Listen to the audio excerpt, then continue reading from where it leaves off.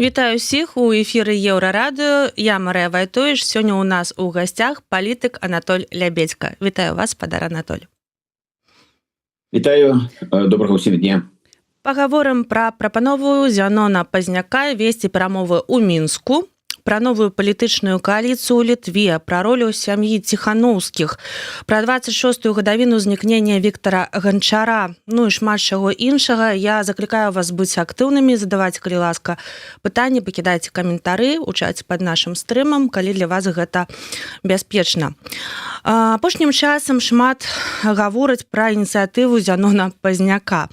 Ён прапанаваў сустрэчы з уладамі ў Мінску і нават магчымасць зняцця санкцый. Так, вось мірныя перамовы ў Мінску. Як вы ўспрынялі гэтую прапанову самі? Ну, з вашага дазволу, Марія, я ўсё ж такі хацеў бы першае павіншаваць усіх нас і нашых вашых гледачоў з пачаткам навучальнага года і асабліва 105 тысяч маладых, молоденьких, маленьких беларусаў, беларусікаў, якія пайшлі ў першы клас, у тым ліку і моя унучка Паліна Артёмаўна. Тут толькі відаць... Паліна, віншуем! Палінка, так. Адзінае, што абцяжарвае гэтую дату, гэтае свята, тое, што тысячы маленькіх беларусаў у гэты дзень у сваіх далонях не маглі адчуць цеплыню рук сваіх бацькоў, татулечак, мамулек, дзядуляў, якія зараз за кратамі, і гэта балюча. Але жыццё працягваецца, таму да вашага пытання, ведаеце, тут такая атрымоўваецца дзіўная сінергія. Як і Зянон Пазняк, Пуцін таксама пушыць тое, каб Менск стаў месцам, дзе б адбыліся магчымыя перамовы ў будучыні. Пуцін таксама, як і Зянон Пазняк, катэгарычна выступае за тое, каб з Беларусі былі знятыя ўсе санкцыі. Гэта адкрывае магчымасць выкарыстоўваць Беларусь для ўзмацнення свайго, як мінімум, военно-прамысловага патэнцыяла і ўзмацнення сваіх пазіцый у вайне супраць Украіны. Ну, так здараецца ў палітыцы, што вось такія сітуатыўныя кааліцыі ўзнікаюць. Мне падаецца, калі мы гаворым, а Зянон Пазняк увесь час кажа, што тут важна захаваць незалежнасць Беларусі, то мне падаецца, тут прыярытэт зусім іншых пытанняў. Калі мы гаворым пра тое, каб па кроку адыходзіць ад Расіі, то першае, гэта трэба вызваліць усіх палітычных вязняў і астанавіць рэпрэсіі ў Беларусі. А другі крок, гэта рабіць усё неабходнае спробы, каб усё ж такі нацыянальны стол прымірэння і пошука некага кампрамісу ён стаў рэальнасцю і адбыўся. Вось гэта тое, што мне падаецца прыярытэт, а не вот тая павестка, якая сагучна з тым, што пра што кажа сам Пуцін. Мне цікава тое, што не толькі сам Пуцін, але і шмат і некаторыя нашыя дэмакратычныя палітыкі гавораць пра тое, што мірныя перамовы ў Мінску, нейкія мірныя перамовы, так, гэта ўсё, ну, у прынцыпе, добра для нашай будучыні, бо калі ўсё ж такі раптам такое здарыцца, то гэта значыць, што Беларусь прызнаюць у гэтай павестцы, што Беларусю цікавяцца, займаюцца, і Беларусь захоўвае сваю такую вось менавіта самастойнасць. Не проста частка там Расіі недзе, так, як ужо некаторыя лічаць, вось і сам Пуцін, хутчэй за ўсё. Але вось такое есть меркаванне. Як бы вы яго пракаментавалі самі? А давайте кінем позірку недалёкае мінулае. Ну, быў час, калі Беларусь была месцам перамоўнага працэса па той самай Украіне. І што пасля гэтага здарылася? Паўмільёна людзей зараз у выгнанні. Тысячы і тысячы зараз за кратамі. І гэта адбылося пасля таго, вось якраз, калі адбыліся перамовы, і Лукашенко разліваў каву Оланду, Меркель, Парашенко. Не, гэта ўсё ж такі не дае абсалютна ніякіх гарантый, што Беларусь пасля гэтай падзеі зробіць нейкі крок да незалежнасці. Падкрэсліваю, што гэта знаходзіцца ў сфере інтарэсаў Пуціна. Гэта таксама адпавядае інтарэсам Лукашэнкі, гэта відавочна. Ці адпавядае гэта нашым стратэгічным нацыянальным інтарэсам, для мяне гэта не факт. І гісторыя сведчыць, што гэта ўжо было, перагорнутая старонка, і дзе мы зараз знаходзімся. І падкрэсліваю, для таго, каб гаварыць пра перспектыву того, што Беларусь будзе адыходзіць ад Расіі, тут трэба ў павестку дня ставіць іншыя пытанні. Я іх ужо абазначыў. І нават такі тренд узмацняць нашу працу з еўрапейскай супольнасцю, з амерыканцамі, каб яны стваралі вялікую кааліцыю па Беларусі. Вось калі будзе такая шырокая кааліцыя, у якую будуць ангажаваны Злучаныя Штаты Амерыкі і еўрапейскі звяз, іншыя краіны, такія як там Брытанія, Канада, то тады у нас сапраўды ёсць шанс, што у нас будзе незалежнасць. Як толькі мы астаемся сам-насам з Пуціным і Лукашэнкам, гэта тупік, гэта не вырашэнне нашых пытанняў. Я паговорю пра такія, можа, нават больш дробныя пытанні, што б сведчыла пра нейкую цікавасць міжнароднай супольнасці да Беларусі. Гэта, напрыклад, каб Келах стаў спецпрадстаўнікоў Трампа не толькі па Ўкраіне, а па Беларусі. Тады мы фіксуем, што мы на радарах палітыкі Вашынгтона, што ў іх ёсць адмысловы чалавек, які адказвае за выпрацоўку стратэгіі па Беларусі. Гэта для мяне зразумела, і гэта з'яўляецца сведчаннем таго, што мы на мапе міжнароднай цікавасці, мы ў павестцы дня. А тое, што даць Лукашэнку пацешыць яго эга і тое, што пушыць Пуцін, на мой погляд, вельмі сумнеўна. Натуральна, што кожны мае свой пункт гледжання, але мой істотна адрозніваецца ад таго, пра што гаворыць Пазняк і некаторыя іншыя прадстаўнікі дэмакратычнай супольнасці. Калі у Амерыцы да гэтага часу няма спецпрадстаўніка па пытаннях Беларусі, пра што гэта кажа? Пра тое, што прадстаўнікі дэмакратычнай супольнасці яны дрэнна працуюць? Гэта якраз адлюстроўвае сённяшнюю сітуацыю. Гэта не говорит, што там зусім дрэнна ці добра. Гэта просто мы фіксуем як факт, што калі б палітык такога ўзроўню, як Келах, атрымаў прыстаўку Беларусь, гэта б нас узмацняла. На сённяшні дзень і ёсць супраца з Вашынгтонам, ёсць добрыя устойлівыя сувязі і камунікацыі з Кангрэсам. Там працуюць кокусы па Беларусі. Это азначае, што з Кангрэсам і з Сенатам і з палатай прадстаўнікоў у нас ёсць адлажаныя сістэмныя адносіны. Зараз зроблены дастаткова паспяховыя крокі, каб наладжваць такія адносіны з адміністрацыяй Белага дома. І былі ўжо такія першыя сустрэчы, камунікацыі ёсць. Ёсць устойлівыя сувязі з дзярждэпартаментам, які адказвае за знешнюю палітыку. Таму я б не казаў бы, што тут у нас так голая паляна. У нас ёсць пэўная сістэмная праца, але я кажу, што было б яшчэ крокам наперад. Зразумела, звернемся да міжнароднай палітыкі. У Літве ствараецца новая кааліцыя са сваёй там спікерам. Скажыце, вось гэта наш бліжэйшы сусед і адзін з галоўных саюзнікаў беларускай дэмакратыі. Мы кажам пра менавіта тых палітыкаў, якія падтрымліваюць Беларусь, і як бы нам хацелася б бачыць Літву, так, сваіх суседзяў. Як новая кааліцыя ў Літве можа паўплываць на нашыя беларускія справы? Ці не стане горш? Так, сапраўды, зараз у Літве адбываюцца значныя палітычныя падзеі, якія сведчаць з аднаго боку пра тое, што Літва дэмакратычная краіна, а толькі дэмакратычнай краіны здараюцца палітычныя крызісы, і нехта зыходзіць у адстаўку. Напрыклад, калі грамадзянам штосьці не падаецца, то яны могуць выйсці у цэнтры Вільні маршам, прайсціся і выказаць сваё незадавальненне там урадам. І гэта ўсё працуе. Мы бачым якраз пад ціскам з боку выбарцаў, з боку грамадскай супольнасці урад мушаны быў пайсці ў адстаўку. А што было прычынай, чыннікам?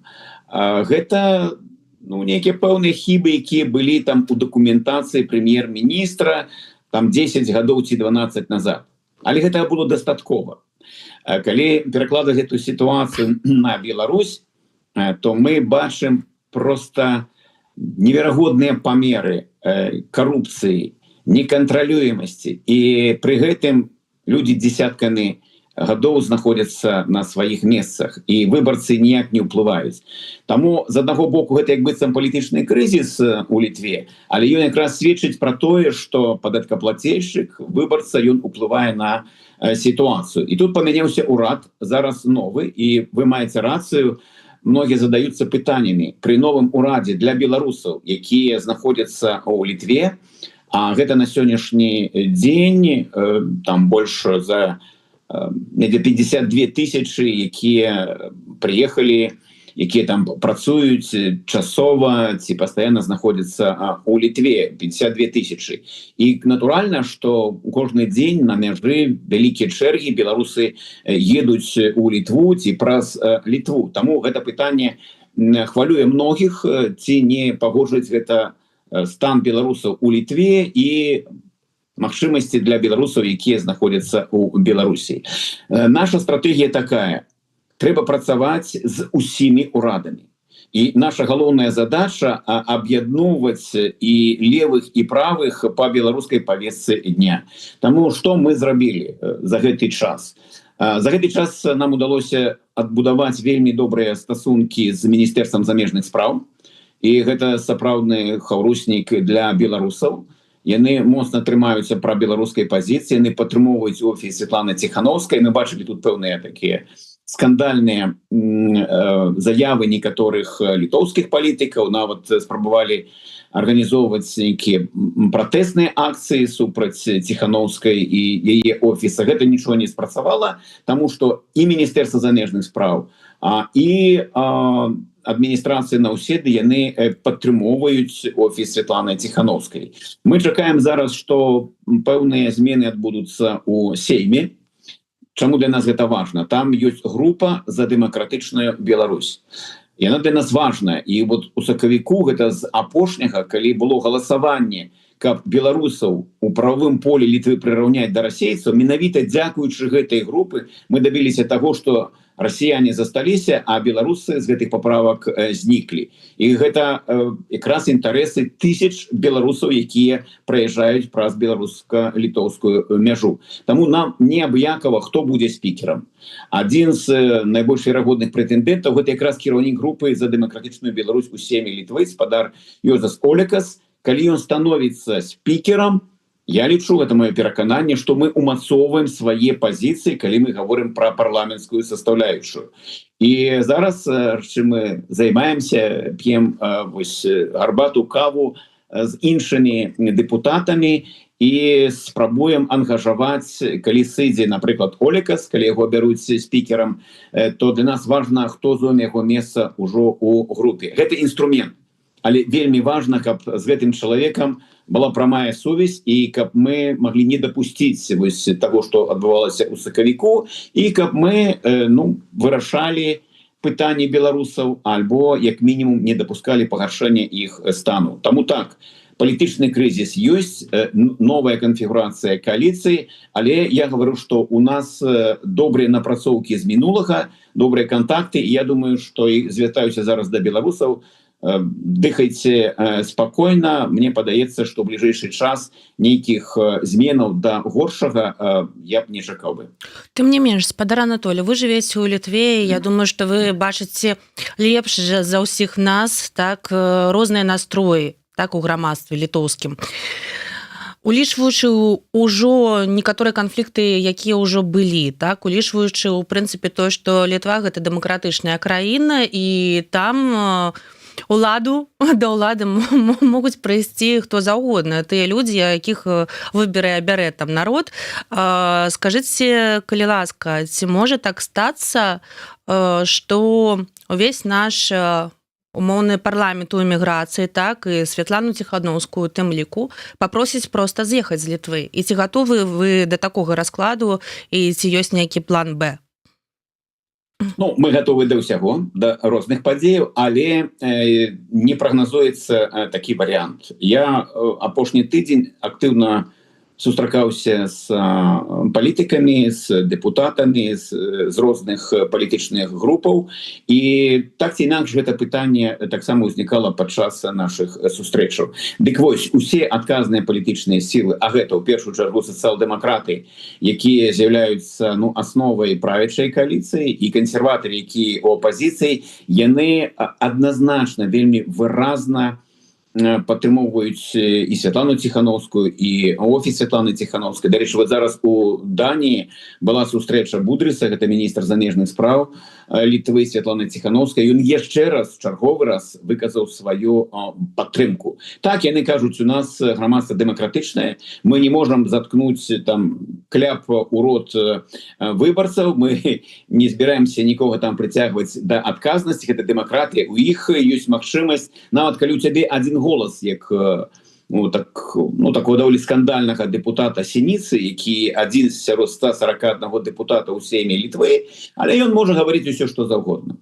І мы бачым, што вось гэта падтрымліваюць і беларускія спецслужбы. Вот апошняя самая правакацыя, фейкавае пісьмо быццам бы ад Сергея Ціхановскага, якое трапіла ў Генеральную пракуратуру Літвы і ў сейм Літвы. Быццам бы Ціхановскі скардзіцца на вось гэтага депутата Сініцы. Гэта фейк, і натуральна, што сляды яго вядуць на Камсамольскую ў Менск, і гэта гаворыць пра тое, што беларускі рэжым разумее, што пазіцыі Ціхановскай у Літве моцныя, але яны спрабуюць гэта праз правакацыі унесці нейкі такі пэўны хаос, выкарыстаць тыя магчымасці, якія ў іх ёсць, каб убіць клін паміж літоўцамі і беларусамі. Але падкрэсліваю, у нейкай перспектывы там нейкіх гадоў я не бачу, каб узнікла такая сітуацыя, каб офіс мог там зрабіць рэлакацыю і пераехаць, не ведаю, там у іншую нейкую еўрапейскую краіну. Дзякуй вялікі. Перад тым, як перайсці да новых нашых тэм, якія мы збіраліся абмяркоўваць, я прапаную зрабіць невялічкі бліц пытанняў, якія ўжо прыйшлі ў наш чат. Давайте так, не вельмі доўга, так зацягнута, але каб зарыентаваць людзей, таму што яны просяць. Паехалі.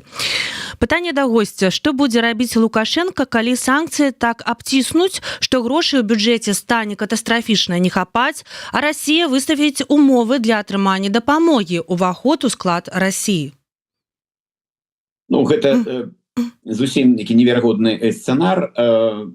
Я невялікі эксперт па санкцыях, скажу шчыра, але думаю, што зараз на кожныя санкцыі знаходзяць нейкія контрдзеянні, якія іх мінімізуюць. То гэта такі бясконцы працэсы. Мы бачым, што яго ўцягнуты такія краіны, як Кітай, Індыя. Таму вот сказаць, што санкцыі абкладуць рэжым, і ён ад гэтага сканае, я думаю, гэта хацелася б, каб магчыма было, але гэта неверагодны сцэнар. Тое ж самае і з анексіяй. Зараз Путін пакуль не разабраўся ва ўкраіне, яму невыгадна нешта ў адкрытую забіраць тую ж самую Беларусь. Для нас пагроза ў тым, што гэта робіцца анексія праз іншыя механізмы, не праз вайну, як ва ўкраіне, а праз ваенную залежнасць, эканамічную, фінансавую залежнасць, праз тое, што нават турыстаў зараз у Менску, як кажуць мае знаёмыя, там кожны трэці улетку гэта быў расеец.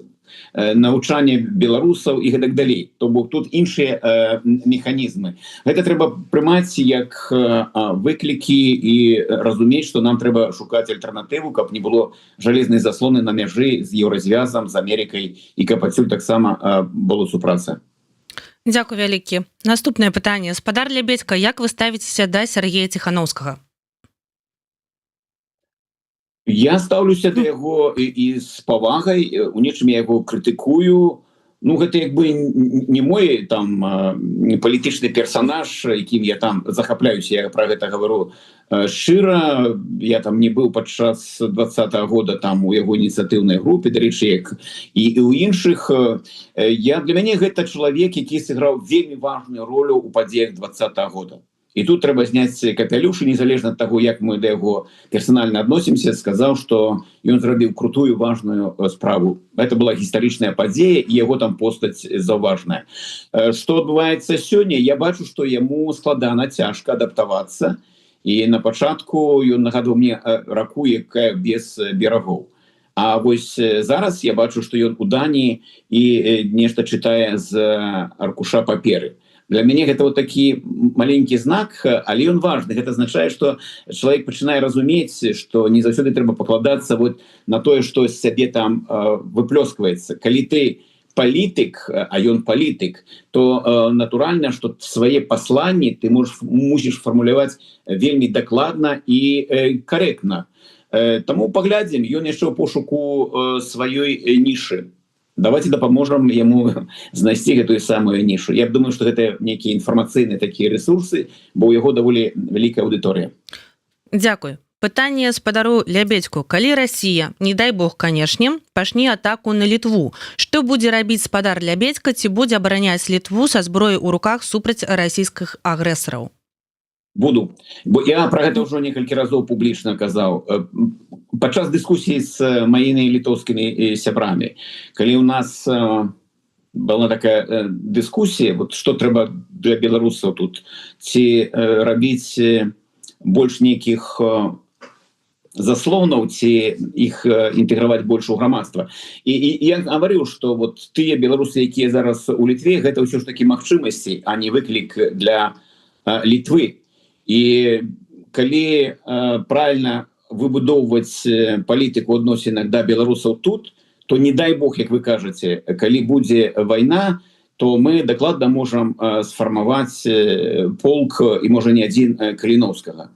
Але можа быць і іншая сітуацыя. Калі вы ствараеце нейкія складанасці для людзей, яны будуць з'язджаць адсюль, і тады ўжо не будзе, відаць, ісці размова пра полк. Тут літоўцы самі мусяць таксама ацаніць, як трэба працаваць з беларусамі. Асабіста я, вот, калі б сёння, не дай бог, гэта здарылася, я лічу, што Літва дала нам прытулак, а Літва займае зараз палітыку падтрымкі ўсіх нас, таму і мы мусім помніць, адкуль мы выйшлі. Быў час ВКЛ, калі мы стаялі разам там і не глядзелі, дзе там праходзіць фармальная там мяжа. Для мяне гэта не пусты звук. Сёння я гатовы вот адстайваць Вільню, таму што гэта трэба. Не остановім тут, ну, значыць, вся Европа прайграе. Дзе мы тады будзем? Ну, Афрыку поедзем. Ясна.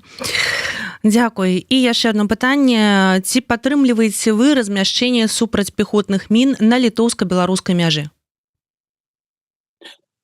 Правокация, правда, трошечки пытанне ёсць? Ну, глядзіце, я скажу по-іншаму. Я за тое, каб як мага хутчэй прыйшоў час, калі у нас не толькі не будзе супраць танкавых ці пяхотных мінаў, а што у нас кожныя там 3 гадзіны будзе ісці цягнік, і мы без усякай мяжы будем праязджаць там за 2,5 гадзіны ад Менска да Вільні. Вот на гэта мы мусім працаваць. А сёння, калі ідзе вайна, калі мы разумеем, што Путін можа не остановіцца ва Ўкраіне і нават у Беларусі, ну, літоўцы мусяць думаць пра сваю бяспеку. Гэта іх адказнасць. Гэта якраз гаворыць пра тое, што вялікі жаль, праз плот у нас сусед, якога трэба забіраць запалкі, бо ён і свой дом спаліць, і суседскі. Дзякуй. Давайте апошняе пытанне ў гэтым бліцы. Калі мы зможам пабачыць новую канстытуцыю? Мы давно яе бачым. У 21 годзе напісана Канстытуцыя. Заклікаю вас зайсці на сайт Канстытуцыі онлайн. Там вы знойдзеце не толькі праект Канстытуцыі новай Беларусі, але і пакет праектаў закону ў развіццё Канстытуцыі новай Беларусі. Калі у вас ёсць нейкія заўвагі, пішыце. У нас скора будзе новы сайт, абноўлены, які будзе аблягчаць працу вось з гэтымі дакументамі, якія мы рыхтуем. Я належу да каманды палітычных аптымістаў і абсалютна перакананы, я веру ў тое, што прыйдзе час, калі попыт на гэтую працу будзе вялікі. І мы тады скажам вялікі дзякуй тым людзям, якія вось свой час скіравалі на тое, каб падрыхтаваць гэтыя праекты закону. Гэта час, а нам патрэбны будуць хутка, патрэбна будзе рабіць хуткія рэформы. Рэформы вось так з каленкі не робіцца. Документы, проекты законаў, Конституцыі, яны павінны прадугледжваць самыя розныя сцэнары. Таму Конституцыя ёсць, чытайце, буду ўдзячны вам за прапановы, за ўвагі. Гэта была хвілінка рэкламы. Вось, але не толькі рэкламы, проста трэба спрабаваць даведвацца новае, тое, што мы яшчэ не ведаем, не толькі крытыкаваць наших прадстаўнікоў беларускіх дэмсілаў, але і паглыбляцца ў новыя веды і спрабаваць бачыць тое, чым займаюцца беларусы у той же самай эміграцыі. Я пачула такі выраз падчас таго, як вы адказвалі на пытанне. Ціханаўскі палітык, часам крытыкую, часам падтрымліваю, так адназначная фігура ў 2020 годзе. Як вы лічыце, ці можа Сергей Ціханаўскі стаць зноў значнай фігурай у дэмсілаў? Вось уже пасля свайго вызвалення. Чаму не? На гэта пытанне мы можам з вами адказваць, фантазіраваць, але сапраўдны адказ будзе толькі тады, калі ў Беларусі будуць сапраўдныя сумленныя выбары. Вось гэта адказвае на тое, наколькі ёсць попыт на палітыка ці на тую пазітыўную альтэрнатыву, якую мы там распрацавалі. Выбарцам трэба вярнуць права выбару. Без гэтага мы можам толькі фантазіраваць. Прыхільнікі Зянона скажуць, што толькі ў яго ёсць там нейкая будучыня, там прыхільнікі Ціханаўска натуральна будуць за яго і гэтак далей. А ўсе мы павінны быць за тое, каб вярнуць выбарцам права выбару. Мы, конечно, згубілі час, у нас бракуе з палітычнай культурай. Мы апошні час размаўляем або мовай лозунгаў, альбо наратываў, штампаў, якія там ідуць там з камсамольскай, якую я узгадваў. І мы знізілі вот гэты ўзровень. Мы не абіраем прадстаўнікоў нашых ва ўладзе. І, конечно, вот эти 30 гадоў яны згублены. І будзе нейкі час, калі мне падаецца, што будзе вялікі попыт на папулізм. Я вось узгадваю, мяне часто папракаюць за 94 год, як можна было купіцца там на папулізм Лукашэнкі і гэтак далей. Там усё больш складана, але я вось зараз гляджу на частку беларускай дэмакратычнай супольнасці і ведаеце, я чую вось гэтыя самыя ноткі Лукашэнкі 94 года. І на іх ёсць попыт. Ну, як мінімум, там десяткі людзей вот гэта падтрымоўваюць. І лёгка клююць вось на гэтую нажыўку, там, давайте мы вот рубанём і адразу вырашым пытанне. Таму так, сумленныя выбары – гэта адказ на ваше пытанне, на каго будзе большы ці меншы попыт як палітыкаў. Мне цікава тое, што у прынцыпе нават сёння за мяжой так прыходзяць новыя людзі ў палітыку, чымсьці займаюцца. Я думаю, што пытанне яшчэ не толькі пра Беларусь будучыні, але пра сучасных беларусаў там за мяжой. Ці можа быць Сергей Ціханаўскі значнай фігурай ужо ў сучасных рэаліях тут? Ну, мне падаецца, што на гэта пытанне часткова могуць адказаць выбары ў каардынацыйную раду. Вось каардынацыйная рада для мяне гэта універсітэт, навучанне. На жаль, ее не стаў універсітэтам, але маё бачанне вот этой інстытуцыі з аднаго боку гэта структура, дзе павінны былі б выпрацоўвацца рэформы, а другое гэта школа ці універсітэт навучання. І мне падаецца, маркерам вось могуць быць выбары, якія, калі я не памыляюся, павінны адбыцца ўвесну наступнага года. І каардынацыйная рада падыходзіць да гэтай падзеі, ну, мякка кажучы, з невысокім палітычным рэйтынгам. Хто можа спасці, выратаваць вось гэтыя выбары? Магчыма, такія персаналі, як Сергей Ціханаўскі.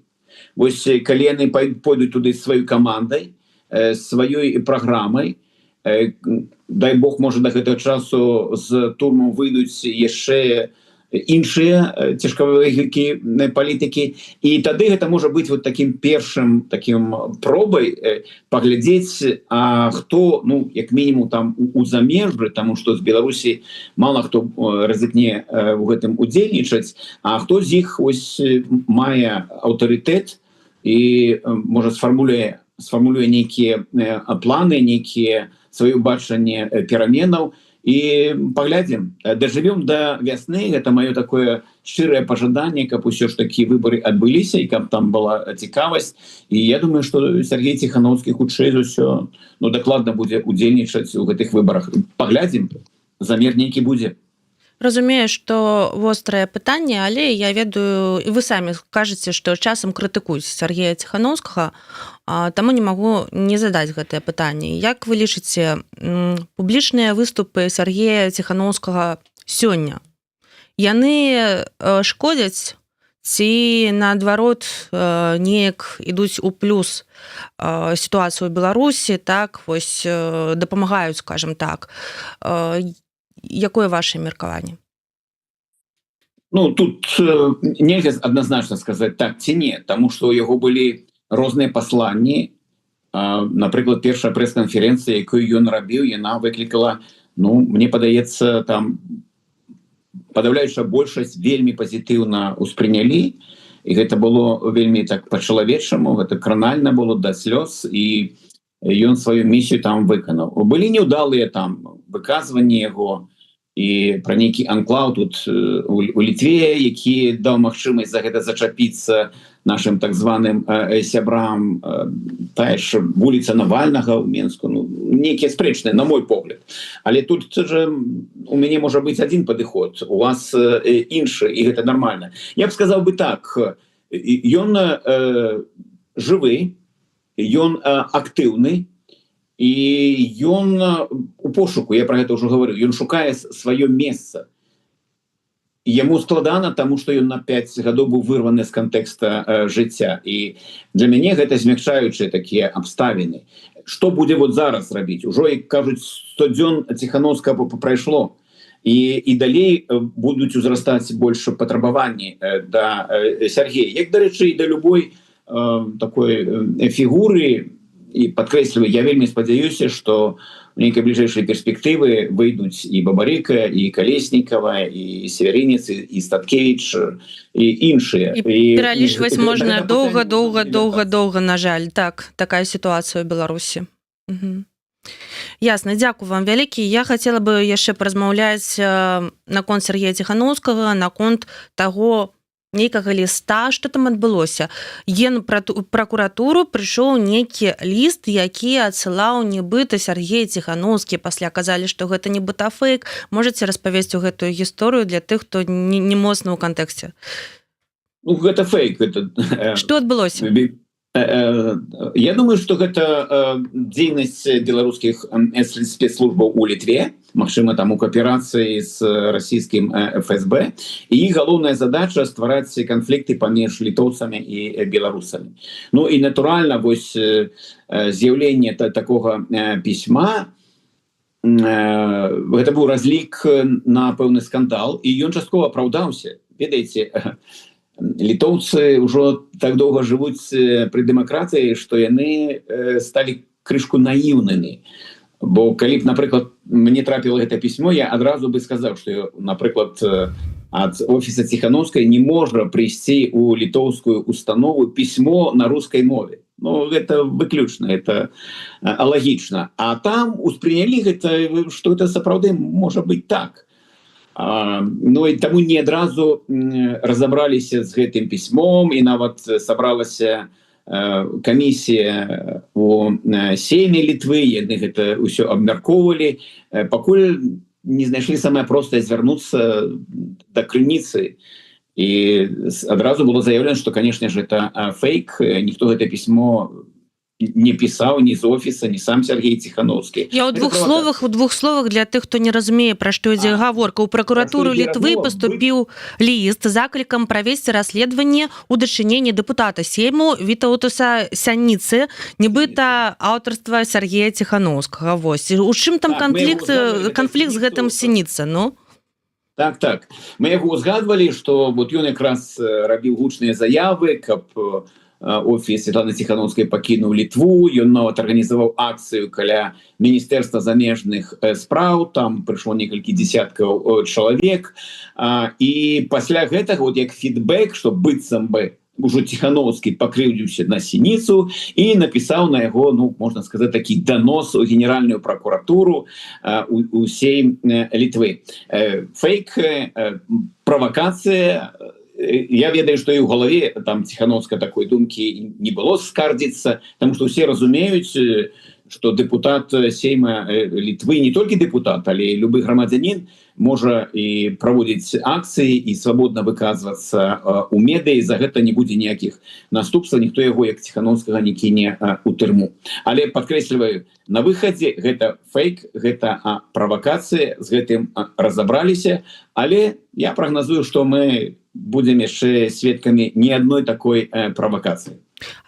Слухайце, у меня ёсць яшчэ пытанне. Гэта можа быць менавіта правакацыя спецслужбу, менавіта там КДБ, ці ФСБ, ці можа, ну, сам спадар Сініца, які, напрыклад, мае свой позірк на палітычную карціну свету, вось, можа быць у нейкім зговоры з кім-небудзь. Такое можа быць?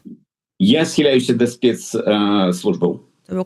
Самі сябе літоўскія палітыкі пастаўляць не будуць. Калі гэта выкрыецца ўнутры, вось тады для Сініцы гэта будуць дадатковыя праблемы. Яго і так выключылі з роднай партыі. Это вот якраз яшчэ да пытання, наколькі моцныя пазіцыі Ціхановскай тут. Вот это радыкальная партыя, і яны палічылі, што дзеянні вось Сініцы, яго вайна з Ціхановскай, гэта не тое, што патрэбна сёння нават гэтай крайне правай партыі. Яшчэ такое пытанне вось наконт той самай публічнасці Сергея Ціхановскага. Як лічыце, вось гэтая ягоная публічнасць і розныя заявы, з якімі мы пагаджаемся ці не пагаджаемся, яны могуць нашкодзіць іміджу самой Светланы Ціхановскай? Я думаю, что есть разумение и усведомление, что Светлана Ціхановская и Сергей Ціхановскі, калі мы берем палітычную составляющую, это не одно и то же. Светлана Ціхановская элект-президент, за ёй падтрымка мільёнаў людзей, і у яе ёсць пэўны мандат. Камусьці ён падабаецца, камусьці не, хтосьці аспрэчвае, хтосьці падтрымоўвае, але гэта так. Сергей Ціхановскі – гэта герой 20-го года, это популярны, вядомы ўжо ў Беларусі палітык, які шукае сваю нішу. Ён не можа выконваць функцыю Светланы Ціхановскай. І так, ёсць нейкія супольныя паездкі, але я думаю, гэта якраз запыт, які зыходзіць ад арганізатараў. Зараз ёсць даволі высокі попыт на Сергея Ціхановскага за межамі. Міжнародныя арганізацыі, асобныя нацыянальныя інстытуцыі запрашаюць яго, таму што ім цікава убачыць на свае вочы і паслухаць чалавека, які 5 гадоў быў закладнікам гэтага рэжыма. І гэта тая сітуацыя, калі лепш один раз убачыць, чым 100 разоў пачуць. На яго ёсць попыт.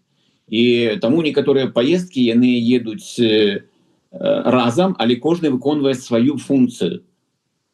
Задача Светланы Ціхановскай, яна зразумела, яна ўкладваецца якраз у мандат элект-прэзідэнта.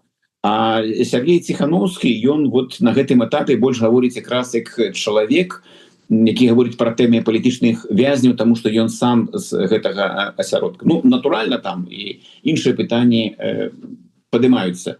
Таму вось так я б сказаў бы. Ці будзе, магчыма, палітычная канкурэнцыя паміж двума Ціхановскімі калісьці, ці будзе гэта нейкі, можа, адзіны палітычны блок, пакуль рана гаварыць. Падкрэслюю, вось як будуць сумленныя выбары, то тады можа ўсё быць. Может быть так, что у Тихановская будет своя политическая сила, а у Сергея своя. Тут я больше схильный до того, что у Сергея моцныя палітычныя амбіцыі. Ён мне нечым нагадвае вось Латушку. Гэта вось на сённяшні дзень, калі мы бяром апазіцыю, то найбольш матываваныя палітыкі вот с таким эго, с жаданнем конкуренции, гэта Тихановский и Латушка. Святлана, на мой погляд, это ўсё такі іншы, так скажем, элемент беларускай палітыкі. У яе няма гэтых амбіцый, і калі яна гаворыць шчыра, што яна б хацела нейкі час паставіць кропку, выканаўшы вот эту сваю місію, то я веру ёй на самой справе, што гэта так. Дзякую вам вялікі. Верасень нагадвае нам не толькі пра тое, што вось пачалася восень, дзеці ідуць у школах. І, дарэчы, вось таксама нагадаю, на байсолі можна прыняць удзел у зборы для дзетак палітзняволеных, якіх трэба вось падтрымаць менавіта ў гэты перыяд. Калі ласка, паглядзіце ў інтэрнэце, ёсць спасылачка. Вось, хто можа, дапамагайце, падтрымлівайце сваіх. Але верасень нагадвае нам не толькі пра гэта, але і пра трагічныя даты. 26 гадоў таму, прыкладна 26 гадоў таму, знік Віктар Ганчара, разам з ім Анатоль Красоўскі. Гэтая тэма, якая дагэтуль баліць. Як вы лічыце, чаму рэжым сёння так нервова рэагуе на тэму знікнення ў 90-е? Добрае пытанне. Нейкі час даволі працяглы. Лукашенко сапраўды марыў пра тое, што ён можа ўвайсці ў беларускую гісторыю. Таму што праходзіць час, і людзі па-рознаму ацэньваюць, якім быў гэты палітык. Ну, напрыклад, Піначэт. Да сённяшняга дня Чылі падзелена. Адны з яго робяць ікону, а для іншых ён вораг. І каб не вот гэтыя скраданні і забойствы палітыкаў эскадронам смерці, то у Лукашенко все выглядала б сабе вот, ну, так скажем, больш-менш лайтова. Таму вот для яго эта тэма балючая. Это, як я кажу, Александрова пятка. Таму што ён мушаны быў пайсці на тое, каб даць загад, каб людзей скрадвалі і ліквідавалі. Это сакрэт Палішанеля. Гэтаму ёсць прадстаўленыя доказы. І гэта яго моцна аслабляе. Ну, зараз ужо сітуацыя іншая, таму што забітых, пакалечаных у нас тут уже десяткі, сотні людзей у Беларусі. А вось на той час так. І гэта як такая траўма, якая засталася у Лукашенка з 90-х. Тут некаторыя праводзяць пэўныя там паралелі вот з сённяшнімі, там, што вот скраданне Мельнікава, там, Котаў, незразумела, что там с Карпушонок. Я тут не проводил бы вот такие аналогии, потому что скрадание и забойство Захаранки и Гончара, оно было напрост связано с тем, что они были реальной погрозой для режима, а значит и для белорусского правителя. И они реально были здольны, володали таким потенциалом, что они могли зринуть Лукашенко. Я нагадаю, что скрадание и забойство — это 99-й год, а наперадзе ўжо, ну, фактично пачалася президентская выбарчая кампанія. Калі сюды добавить яшчэ там і смерць Карпенкі, то мы можем разумець масштаб вот той праблемы для Лукашенкі. Сёння гэта можа разглядацца не столькі як эскадрон смерці, я думаю, колькі эскадрон страха, вось, таму што калі людзі знікаюць, это все равно выклікае шмат пытанняў. І гэта людзей нервуе, і гэта людзей заставляе, ну, быць увесь час у такім стане узбуджанасці, і гэта не дае магчымасць людзям прыходзіць у палітыку.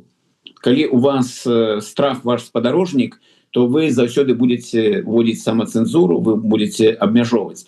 Таму справа Ганчара, Захаранкі гэта рэальная пагроза для Лукашэнкі і рэжыма, а сённяшнія скраданні это больш як такі фактар запалохвання людзей, каб яны не ішлі актыўна ў палітыку. Мне падаецца так, але важна пра гэта узгадваць увесь час, і сапраўды 16 верасня гэта будзе якраз гадавіна складання Ганчара і Красоўскага, і мы пра гэта мусім помніць увесь час, нагадваць, каб у нас не было нейкіх ружовых акуляраў, калі мы глядзім у бок беларускага рэжыма. Мало часу засталося, дзякуй вам. Напрыканцы хачу яшчэ правесці адну паралель і наконт палітыку, якія баяцца ці не баяцца там праходзіць да заняцця там беларускімі справамі, так, дэмакратычнай Беларусю, праз тое, што адбылося там столькі гадоў ужо таму, ці праз гэтыя знікненні, якія сёння адбываюцца. Вось мы самі ведаем, што кіраўнік НАУ Павел Латушко ўвесь час кажа, што ён ходзіць з аховай, ён вельмі клапоціцца пра сваю бяспеку. Вось гаспадар Латушко гэта чалавек, ну, з сістэмы, скажем так, былы, можна сказаць, Лукашэнкі. Вас таксама можна аднесці да былых людзей сістэмы. Вось. Мы кажам з аднаго боку, што там сённяшнія палітыкі чагосьці баяцца, але чаго баіцца Лукашенко? Чаму Лукашенко баіцца сваіх былых людзей? У чым ваша сіла? Ну, глядите, я, Мария, все-таки аспречу. Якраз мой приклад, ён не системи. Бо я ні одного дня не працаваў у системе за выключеннем короткага тэрміна выбарчай кампаніі 94 года. Але гэта не праца ўнутры сістэмы, гэта выбарчая кампанія. Гэта раз. По-другое, я тут выступлю адвакатам Захаранкі і Ганчара, тому што, магчыма, людзі тут адразу говорять: о, значит, яны там як бы частка сістэмы. Трэба адрозніваць усё ж такі. До 96 года Лукашенко быў легітымны прэзідэнт. Мы можем по-рознаму да яго ставіцца, але у яго была легітымнасць, у тым ліку і міжнародная, і ўнутры краіны. І з Беларусію ўсё цывілізаваная супольнасць і працавала, падпісваліся пагадненні і гэтак далей. Таму гэта адна сітуацыя. Вось пасля 96 года, калі быў разагнаны парламент, Конституцыйны суд і адбыўся антыконституцыйны пераварот, вот гэта іншая сітуацыя. Таму што людзі, якія заставаліся ў гэтай сістэме, яны не маглі не разумець, што гэты рэжым не мае легітымнасці, што гэта рэжым, які пайшоў на тое, каб растапцаць канстытуцыю, законнасці і гэтак далей. Гэта іншы фактар. І яго трэба разумець.